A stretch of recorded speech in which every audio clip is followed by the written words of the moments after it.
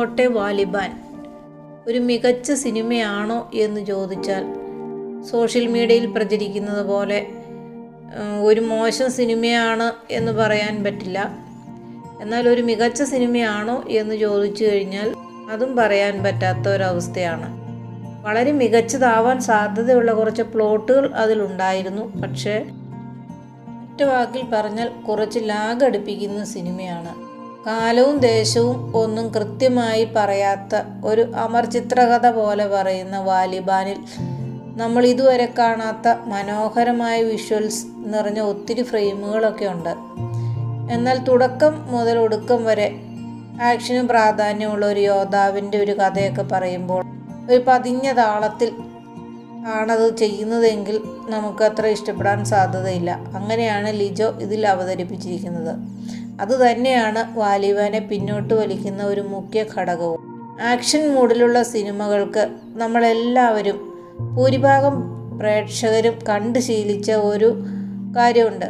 വളരെ ചടുലമായി കഥ പറഞ്ഞു പോകുന്ന ഒരു കാര്യം. അതിൽ നിന്നും വ്യത്യസ്തമായി ഒരു സ്ലോ പ്ലേസിൽ അവതരിപ്പിച്ചാൽ അത് സ്വീകരിക്കാൻ പ്രേക്ഷകർക്ക് മടിയായിരിക്കും.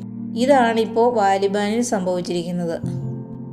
നമ്മുടെ പ്രതീക്ഷകൾക്ക് അപ്പുറമായി ഒന്ന് മാറ്റി ചിന്തിക്കാൻ നമുക്ക് കഴിയുന്നുണ്ടെങ്കിൽ വാലിബാൻ ഒരു മികച്ച സിനിമയായിട്ട് നമുക്ക് തോന്നും. അങ്ങനെയുള്ളവർക്ക് ഈ സിനിമ നല്ലൊരു സിനിമയായിരിക്കും.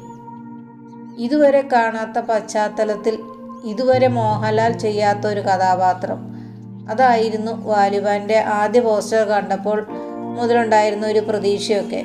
ആ പ്രതീക്ഷ നിലനിർത്താനും ഒരു യോദ്ധാവായി നല്ലൊരു പ്രകടനം കാഴ്ചവെക്കുന്ന രീതിയിൽ മോഹൻലാലിനെ അവതരിപ്പിക്കുവാനും ലിജോയ്ക്കും റഫീഖിനും സാധിച്ചിട്ടുണ്ട്. ഛായാഗ്രഹണവും ശബ്ദലേഖനവും ആർട്ട് വർക്കും പശ്ചാത്തല സംഗീതവും അങ്ങനെ സർവ്വതും വളരെ മികച്ചതും മനോഹരവും ഒക്കെ ആയിരുന്നു.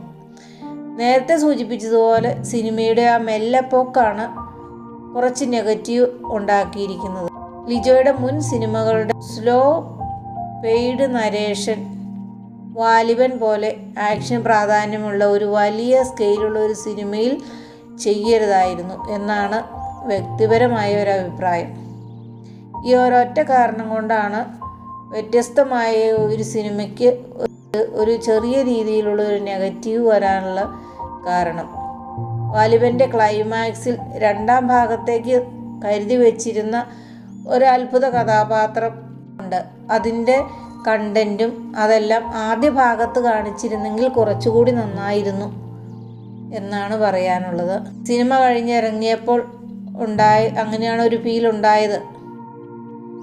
ഇനി വാലിബാൻ ഒരു രണ്ടാം ഭാഗം ഉണ്ടാവുകയാണെങ്കിൽ അതിൻ്റെ കുറവുകളെല്ലാം പരിഹരിച്ച് നല്ല രീതിയിൽ പ്രേക്ഷകർക്ക് ഇഷ്ടപ്പെടുന്ന രീതിയിൽ അവതരിപ്പിക്കുവാൻ തിരക്കഥാകൃത്ത് റഫീഖിനും സംവിധായകൻ ലിജോയ്ക്കും സാധിക്കട്ടെ എന്ന് വിചാരിക്കുന്നു.